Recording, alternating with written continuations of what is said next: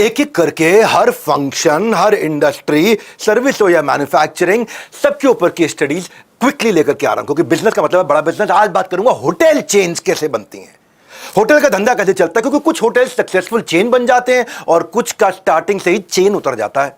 नमस्कार, मैं Vivek Bindra, founder and CEO बड़ा बिजनेस.com। बिजनेस का मतलब बड़ा बिजनेस। आज बात करूंगा होटल बिजनेस के बारे में। पहले समझ लो 3 केपीआई। होटल अगर चेक करना है कि ठीक चल रहा है नहीं चल रहा है, उसमें 3 केपीआई समझ लो। पहला है ऑक्यूपेंसी रेट, होटल कितना ऑक्यूपाइड है, यानी कि कितने कमरे हैं और कितने कमरे चढ़े हुए हैं। इसको रोज कैलकुलेट किया जाता है।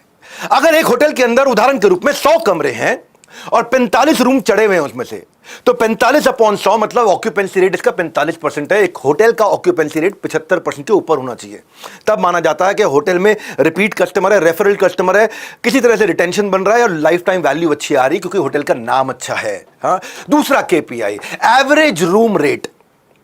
एवरेज रूम रेट का मतलब क्या हुआ? रेवेन्यू पर रूम। भाई मेरे पास कितने कमरे हैं? मान लो मेरे पास 100 कमरे हैं और मेरा रेवेन्यू है 10 लाख रुपया। तो 10 लाख को 100 से डिवाइड करूंगा तो यानी कि मेरा एक दिन का एक कमरे पे 10,000 रुपए का कमरा चढ़ता है मेरा, यानी कि total revenue divided by total number of rooms in hotel. इसका मतलब क्या हुआ? मेरा 10,000 रुपए में चढ़ता है। अब ये पोजिशनिंग का मामला है।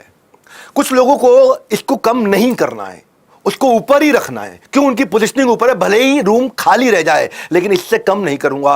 मेरे को एवरेज रेवेन्यू पर रूम 30,000 रुपया ही चाहिए, इससे कम नहीं करूंगा। वो है पोजीशनिंग। और जो पिछला वाला मैंने आपको बताया था, यानी कि ऑक्यूपेंसी रेट, ये है रेवेन्यू का मामला। कितना रेवेन्यू आ रहा है मेरा, कितना पैसा कमा पा रहा हूं। अब तीसरा है इनकम पैरामीटर। वो किससे आता है? गेस्ट सेटिस्फैक्शन, एम्प्लॉय सेटिस्फैक्शन और नेट प्रॉफिट। ये तीनों अच्छे होने चाहिए। अगर गेस्ट भी खुश है, एम्प्लॉय भी खुश है और नेट प्रॉफिट भी आ रहा है, तो मतलब होटल ठीक चल रहा है। अब मैंने 3 केपीआई बताए। For good bucks you need to be in their good books. Good bucks मतलब पैसा, आपको उनके गुड बुक्स में रहना, यानी कि उनके मेमोरी में रहना। मन को भाएगा तभी मनी अपने आप चलता आएगा।